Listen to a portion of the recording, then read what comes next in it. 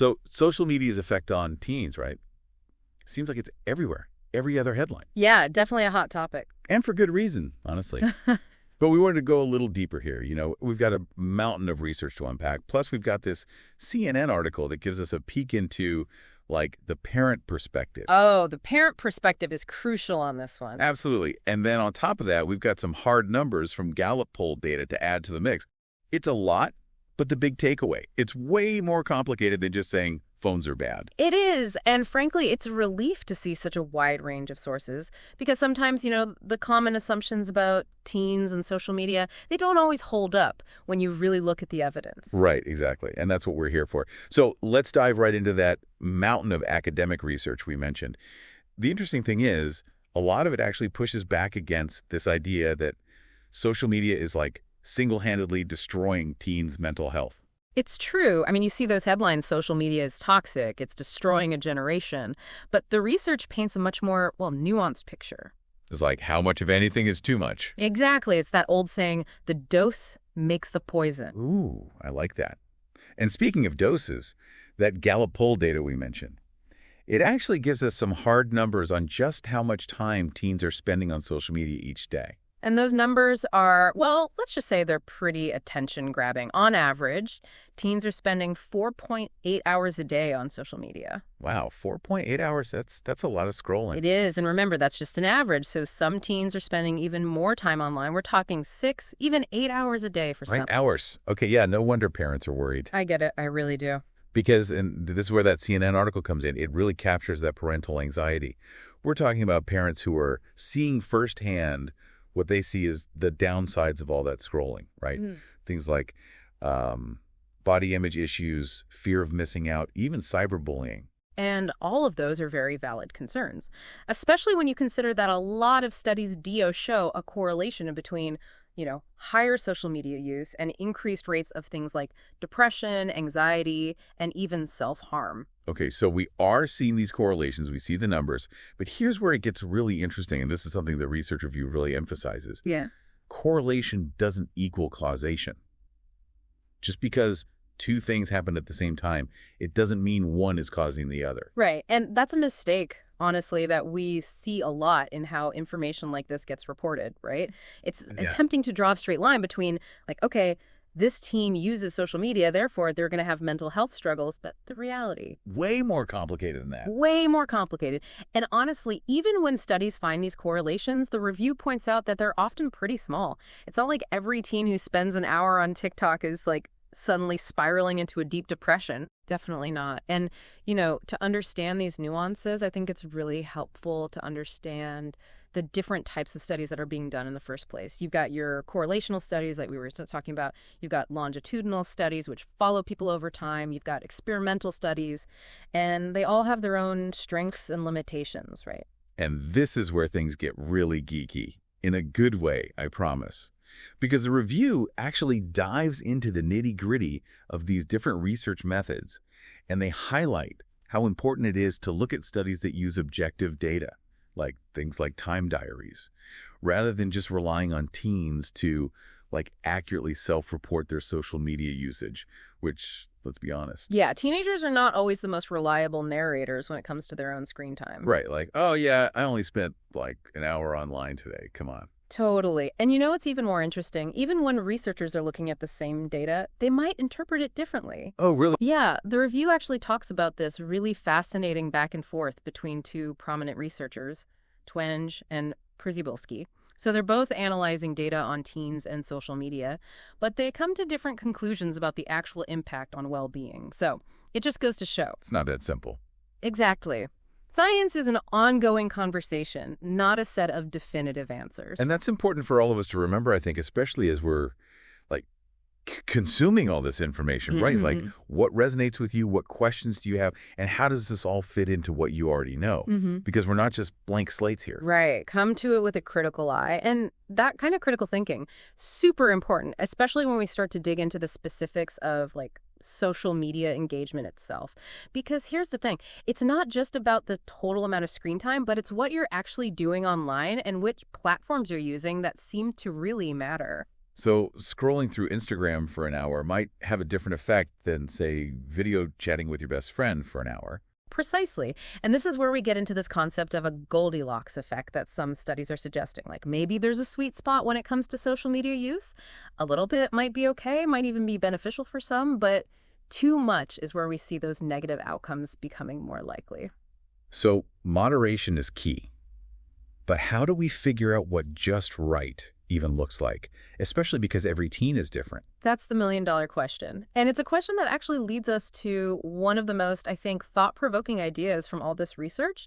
And it's this idea of the rewired childhood hypothesis. Okay, now we're really diving deep. So what's the rewired childhood all about? So, imagine this, right? It's not just about social media in isolation. It's about how social media is potentially changing the entire landscape of what it even means to be an adolescent today. We're talking about the impact of constant connectivity, right? We're talking about the rise of fear-based parenting. We're talking about the decline of good old-fashioned free play.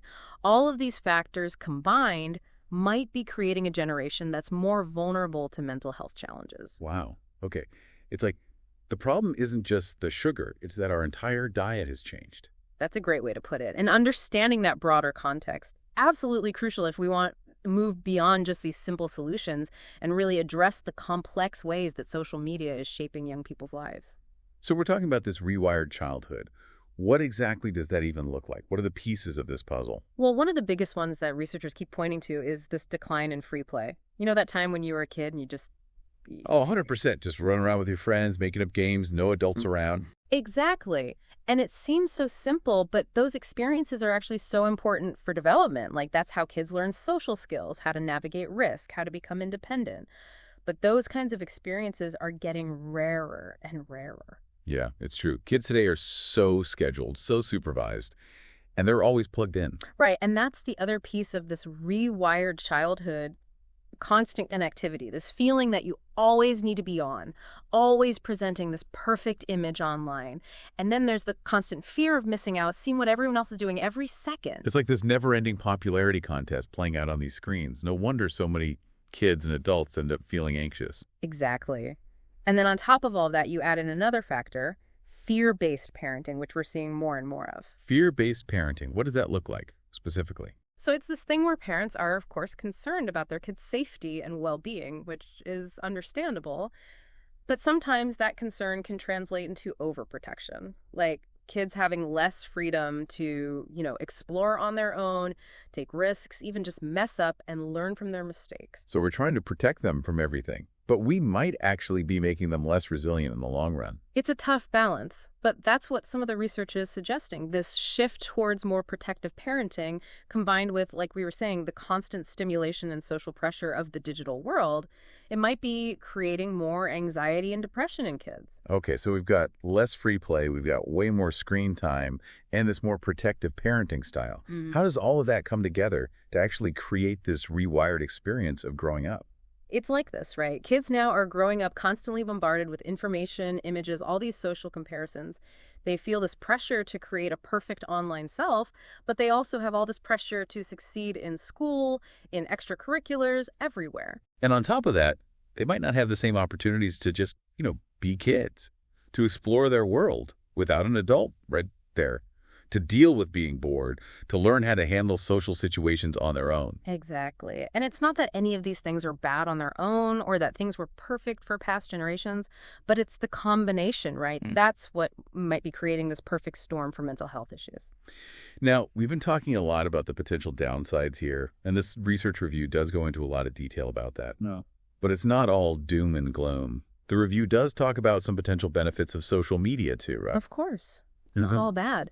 Social media can be an amazing tool for connection, especially for teens who maybe feel isolated or like they don't quite fit in their offline lives. Right, they can find their people, connect with others who get them, and that's huge.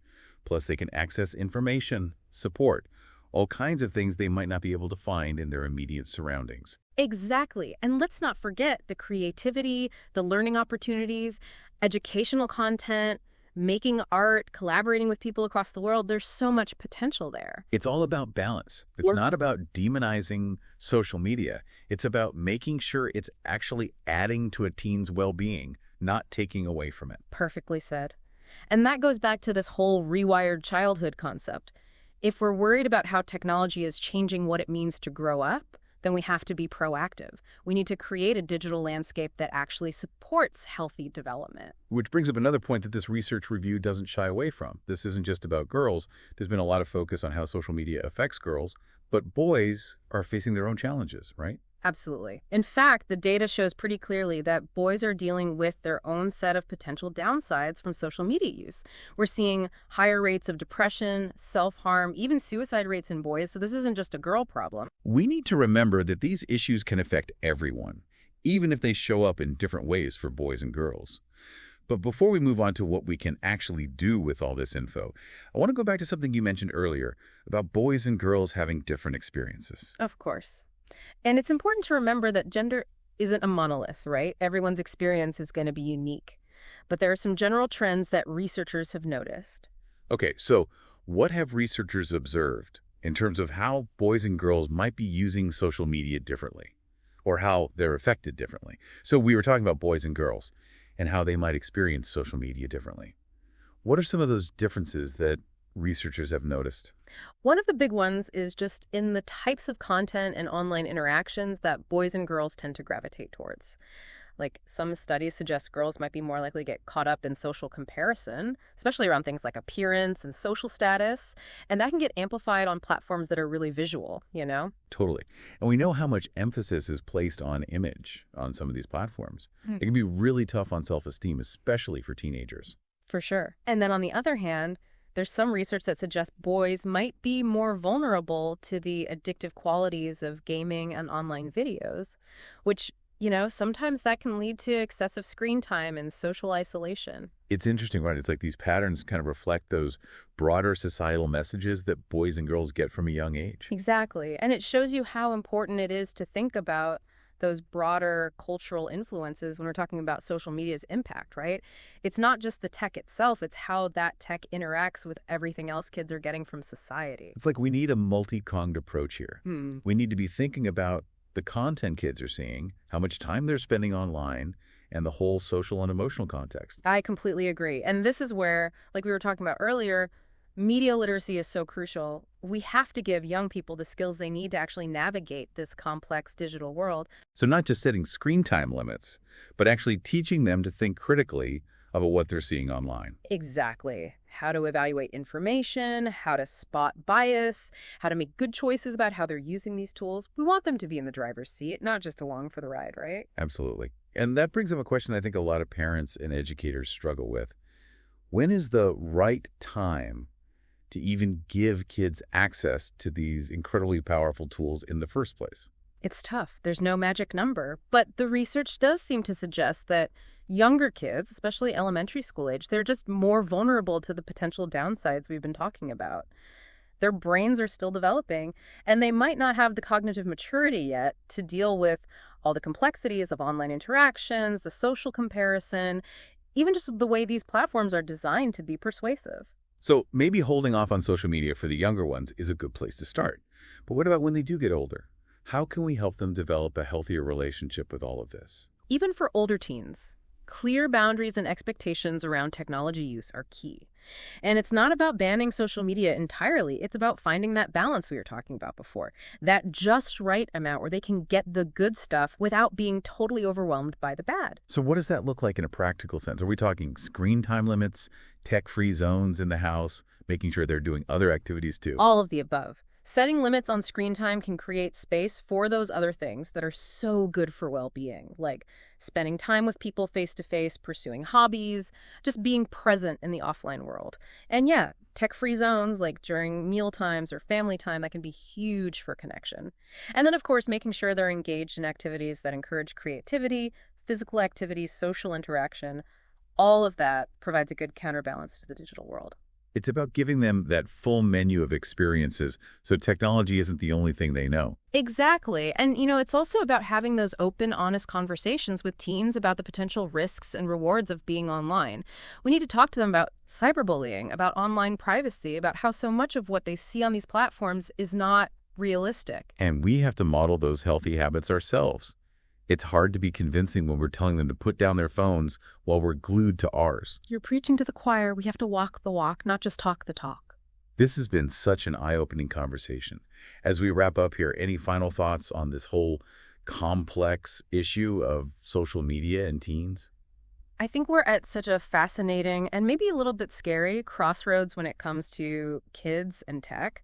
Social media isn't going anywhere, and it has the potential to be an amazing tool for good, but also a source of real harm. So we have to be thoughtful, we have to arm ourselves with information, and honestly, we just have to remember we're all in this together. Parents, educators, policymakers, and of course, the kids themselves. We have to work together to make sure the digital world is a place where young people can thrive. And that's a challenge, no doubt, but it's one worth taking on. I wholeheartedly agree. The future depends on it. And to all of you listening, thank you for joining us on this deep dive. We hope this has given you a lot to think about. And if you want to learn even more, stick around after the outro. We've got some additional resources for you. Until next time, keep exploring, keep questioning, keep learning.